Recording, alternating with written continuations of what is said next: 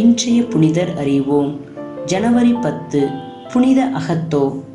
தாராள உள்ளத்திற்கும் இனிமையான தோழமை உறவுக்கும் வளமான பண்பு நலன்களுக்கும் தாழ்ச்சிக்கும் புண்ணியத்திற்கும் சொந்தக்காரராக வாழ்ந்து புதுமைகளின் புதல்வன் என்ற பெருமைக்கு முகவரியாய் வாழ்ந்தவர்தான் அகத்தோ. பேதுருவின் வாய்மொழி என்று புகழப்பட்ட திருத்தந்தை அகத்தோ சிசிலி நாட்டில் 6ஆம் நூற்றாண்டின் கடைசி கால்பகுதியில் பிறந்தார். இளமையில் தேனி போல சுறுசுறுப்பாக விளங்கிய அகத்தோ சராசரி மனிதர்களைப் போன்று தனது வாழ்க்கையை வாழ்ந்து வந்தார். திருமணம் என்னும் பந்தத்தில் இணைந்து இனிய இல்லறம் நடத்தி வந்த இவரது வாழ்க்கை 20 ஆண்டுகள் மகிழ்ச்சி நிறைந்ததாக இருந்தது. குடும்ப வாழ்வு வாழ்ந்த பிறகு உலக நாட்டங்களில் இருந்து விடுபட்டு இறைவனுக்கு ஊழியம் செய்ய வேண்டும் என்ற ஆர்வம் கொண்ட அகத்தோவுக்கு அழைத்தல் கிடைத்தது. பொலர்மோவில் இருந்த ஆசீர்வாதப்பர் மடத்தில் சேர்ந்து ஆண்டவரின் அன்பிற்கு தன்னை முழுவதுமாக கையளித்தார்.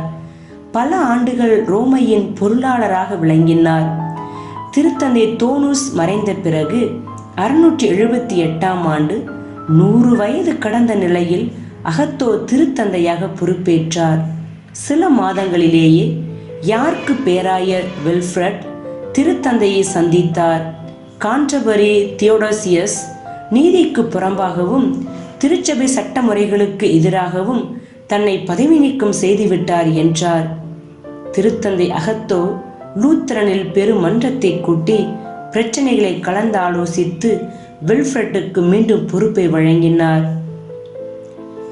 இவரது காலத்தில் பேரரசராக இருந்தவர் கான்ஸ்டன்டைன். பொகனதூஸ் அச்சமயத்தில் மனுவுரி எடுத்த இயேசு இறையல்வை மட்டும் கொண்டவர் என்ற தப்பறையை பரவி இருந்தது. அதை கண்டித்தார். திருத்தந்தையாக இருந்த அகத்தோ பேரரசரின் அனுமதியுடன் 680ஆம் ஆண்டில் 6வது பொது சங்கத்தை கூட்டினார். அதில் அனைவரும் வியக்கும்படி இயேசுவின் மந்தையை பேணி காத்த திருத்தூதரான புனித பேதுருவின் அதிகாரத்தை பெற்ற மற்ற எல்லா குட்டி திருச்சபைகளுக்கும் அன்னையும் அரசியுமான கத்தோலிக்க திருச்சபை பேதுருவின் நம்பிக்கையையே மீண்டும் நிலைநாட்டுகிறது என்று விளக்கம் கொடுத்தார்.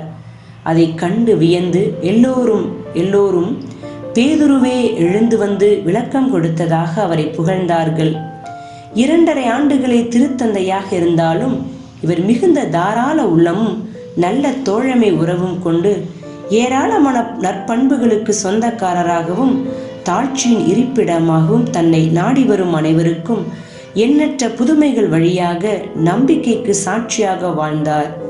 புதுமைகளின் புதல்வன் என்று பெருமை பெற்றவராக முதுமையிலும் முதுகில் திருச்சபையை சுமந்தவராக வாழ்ந்த அகத்தோ 681ஆம் ஆண்டு ரோமையில் இறையடி சேர்ந்தார்.